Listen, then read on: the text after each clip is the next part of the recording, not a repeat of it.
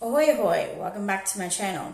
Today I figured I would discuss my personal issues with the BMI system, which is basically body mass index. And this is usually used as an indicator to see how much body fat is in both adults and children.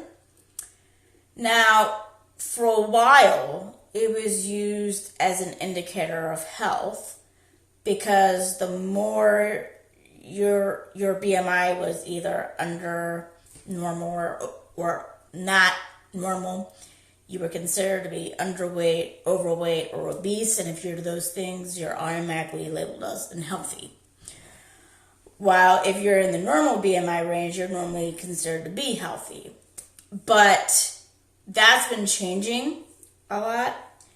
And I know this is probably not a surprise, but personal experiences that I've had in the last, I think 13 years will kind of back up that. Now, you're probably wondering what is BMI if you don't know what BMI is. BMI is basically body mass index, which I already said. It's a measure of weight adjusted for height, calculated as weight in kilograms divided by the square of height in meters. Although BMI is often considered an indicator of body fatness, it is a surrogate measure of body fat because it measures excess weight rather than excess fat. Despite this fact, studies have shown that BMI is correlated to more direct measures of body fat, such as, such as underwater weighing and dual energy X-ray absorptiometry, or what the fuck that means. And I'm reading this off of CDC. Now, I do want to put out a major disclaimer. I am not a doctor. I have no degree whatsoever in any of the health professions out there. This is purely 100% my opinion. I will read from medical sites and I will share my personal experiences, but if you have any questions related to BMI or if you're healthy or whatnot, please talk to your doctor about it or someone who has a degree like in nutrition or whatnot, because they would know more than I do. This is just pure personal experiences that's backed up from stuff that I've looked up from medical sites as well as other stuff. So, getting into that, it does say on CDC's site that BMI is a reasonable indicator of body fat for both adults and children. Because BMI does not measure body fat directly, it should not be used as a diagnostic tool, meaning measuring your health overall. Instead, BMI should be used as a measure to track weight status in population and as a screening tool to identify potential weight problems in individuals. And the site that I saw from Harvard said this.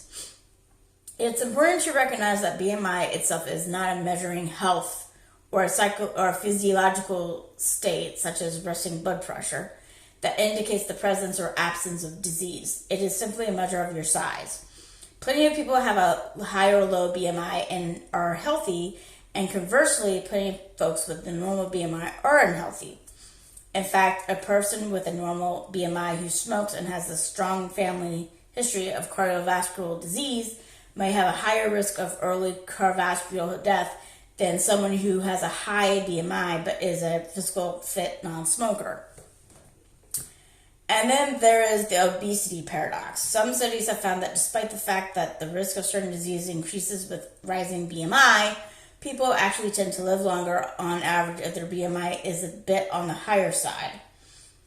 And that there's a question on that site that says, should we stop giving so much weight to BMI? And they say maybe. There are studies suggesting that BMI alone frequently misclassifies metabolically health. For example, found that more than half of those considered overweight by BMI had a healthy cardiometabolic profile, or metabolically healthy, including a normal blood pressure, cholesterol, and blood sugar. About a quarter of people with normal BMI measures had an unhealthy cardiometabolic profile, or they weren't metabolically healthy. And actually, this comes as no surprise. BMI as a single measure will not be expected to identify cardiovascular health or illness. The same is true for cholesterol, blood sugar, or blood pressure as a single measure. And while cardiovascular health is important, it's not the only measure of health. So, and actually, I read a few months after I had my first lipid panel done in Sweden, I read about the issue of being obese or overweight and still being healthy. And that article was from 2010. But anyway, there's another article that I will post on my description box. I'm posting every link that I'm reading from on my description box so you guys can read it for yourselves. But yeah, what they're saying kind of backs up my own personal experience. So, back in 2007, I had a lipopanel done for the first time in Sweden. I was getting a physical done because it had been probably a few years since I had a physical.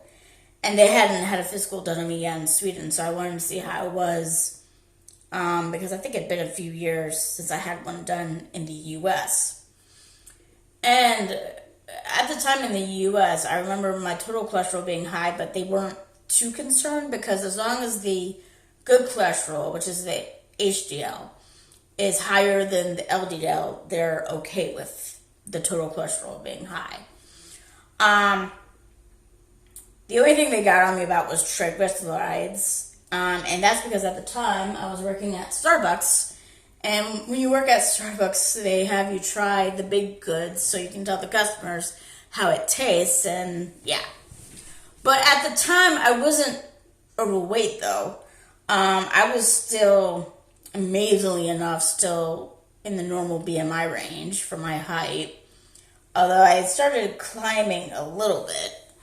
But that doesn't really start happening until maybe 2007, 2008. Probably 2008 is probably better. Because there was a shift that I had in, I would say 2007, maybe 2008, probably more in 2007. Although some behavior existed before that. So anyway, I had a lipopanel done in 2007, at the end of 2007, I should say. And I made the huge mistake of getting one done a week after I just recovered from being ill. So here's the thing. For 3 weeks in 2007, it was actually between probably mid-November to early December of that year, I got a really bad case of bronchitis. Luckily for me, it didn't turn into pneumonia like it did in 1996, but it came close. And so I didn't eat much for 3 weeks. And on top of that, I didn't exercise either for obvious reasons. Well, if I remember correctly, I had the physical done before I got really sick. And then I decided not to do the lipid panel during that time because I know it wouldn't be a good idea. Don't want to cough real bad while there's a needle inside you for starters. But I made the mistake of not giving myself more time to recover before I got a lipid panel done. I think a week isn't enough. You need at least 2 to 3 weeks before you get a lipid panel done. Because you would think, oh, I didn't eat so much during 3 weeks, I should be fine. Okay, let me tell you all something. I was 108 initially before I got sick. I dropped down to 97 pounds. Yeah, I lost literally 11 pounds in the space of 3 weeks. And, yeah, I was at a normal BMI when I got tested. The thing is, my bad cholesterol was very high compared to the LDL.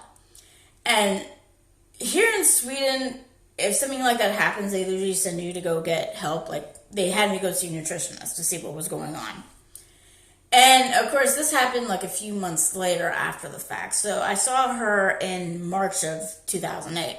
Talked to her about it. or was it?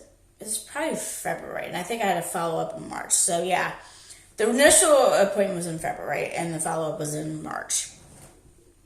So I talked to her in March, and okay, both months, but in February initially, and I said to her, there's no reason why the bad cholesterol should be this high. I did not eat well for 3 weeks. Like, literally, I did not want to eat much in 3 weeks. I had to force myself to eat during those 3 weeks. And I lost weight. You would think, oh, if you lose weight, you should be healthy. No.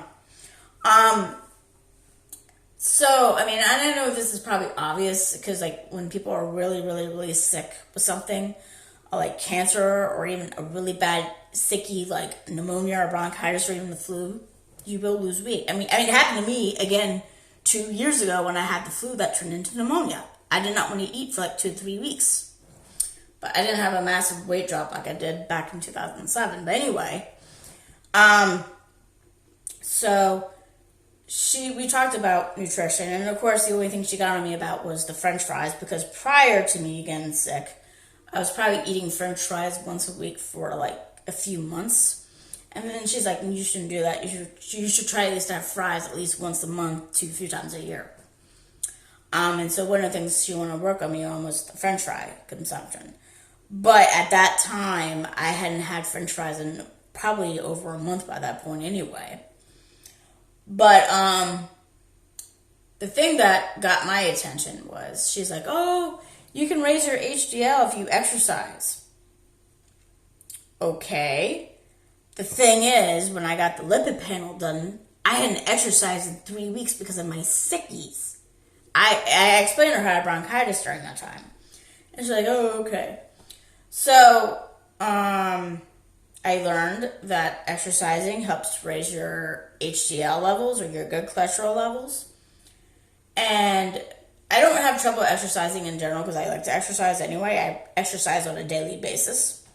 And trust me, when I do some exercises like swimming, I could do it for a very long time.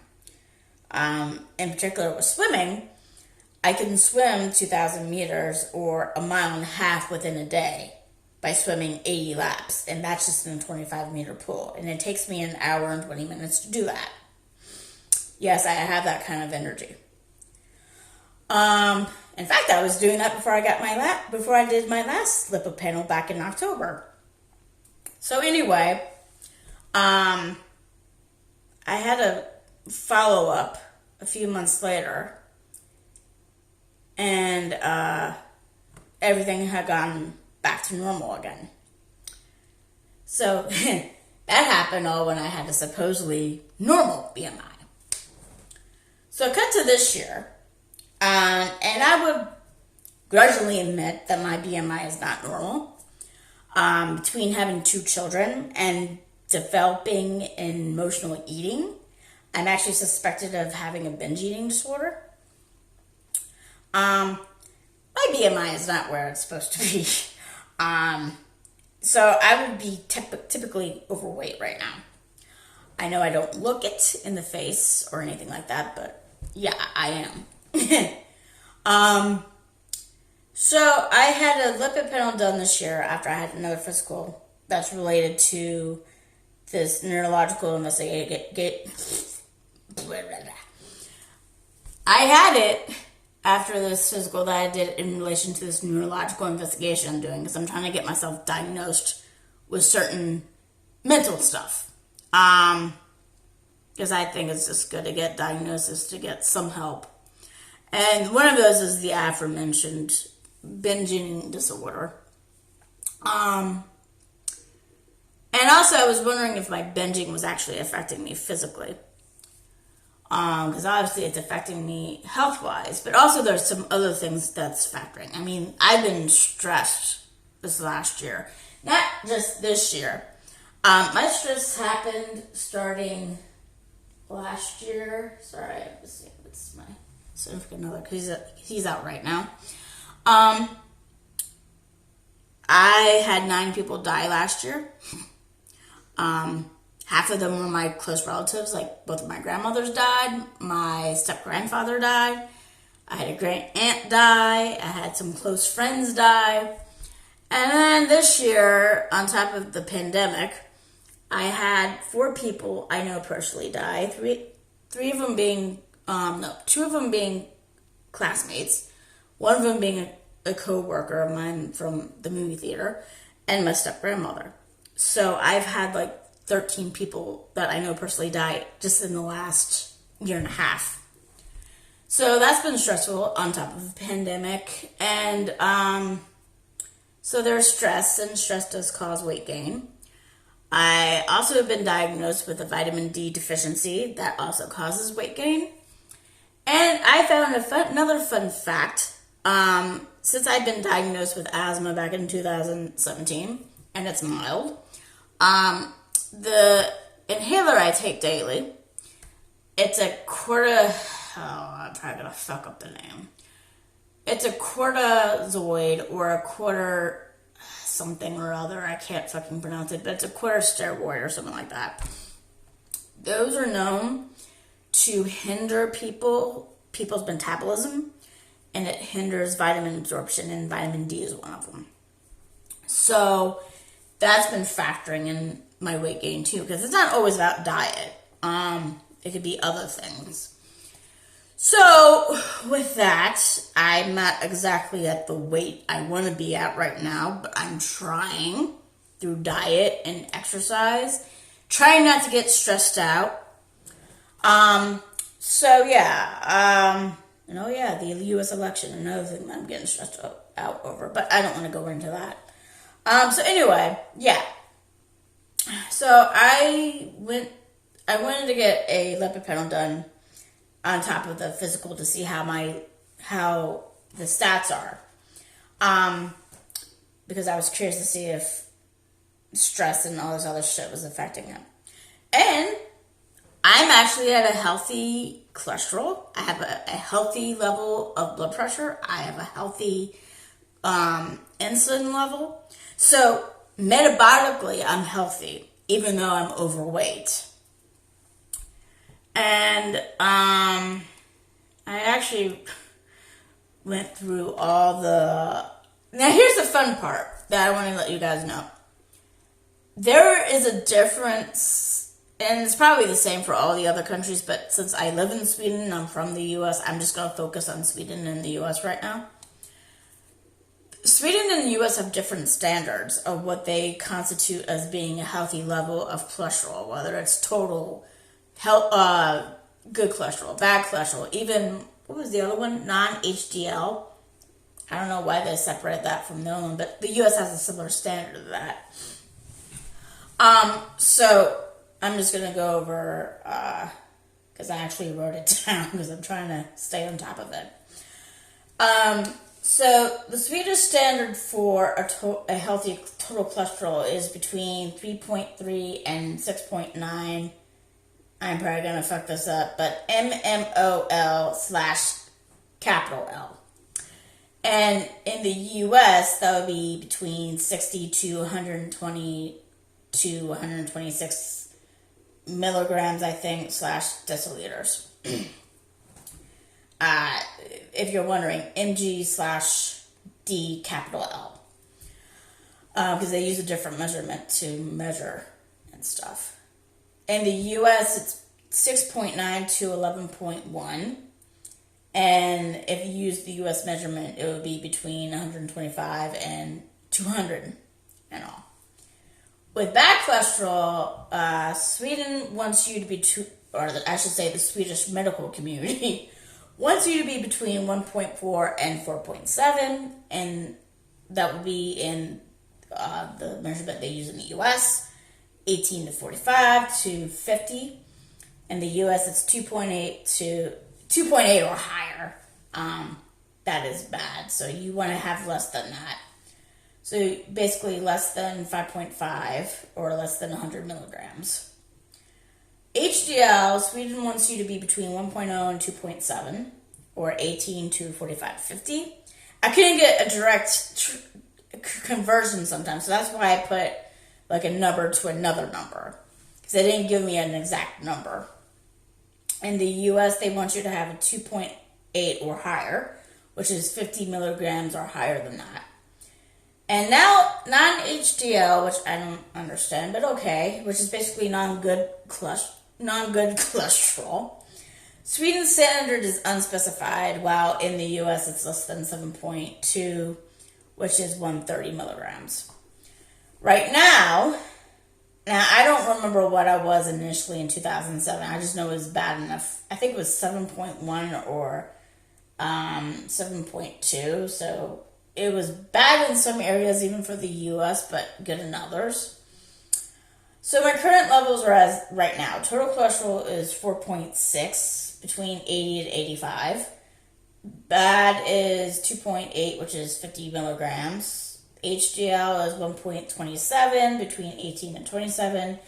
And non-HDL is 3.4, between 60 to 70. So I'm in the normal range in Sweden as well as the US. So yeah, and I hope I did the conversions right. I hope. I fucked up before. So if you're in the medical community or you do math and you're good at conversions and one another, double check that. But yeah, I mean, from what I looked at in my medical chart, everything is normal. Because if it's not, they'll give you a little star next to it indicating that it's not normal and you may need to be retested and stuff. But I got the letter back saying everything's normal, like cholesterol and stuff. So yeah. I definitely agree that with some in the medical community that it's not exactly a good indicator to use if you're healthy or not. Because from my personal experience, when I was in a normal BMI range, I wasn't healthy then. And when I'm considered overweight now, I'm metabolically healthy. So yeah. So what do you guys think? Do you guys take much note? Let me see if I can say this because I feel like I fucked it up.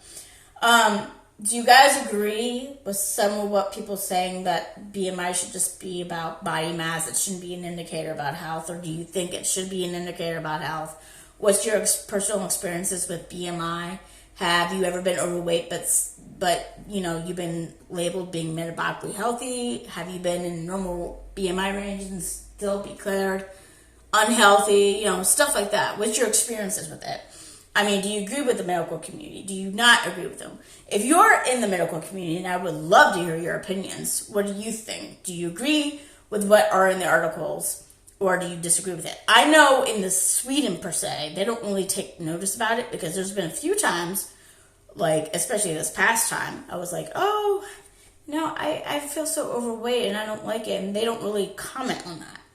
Whereas, and actually I didn't have much of an issue in the United States either because I think at the time I was still in the normal range.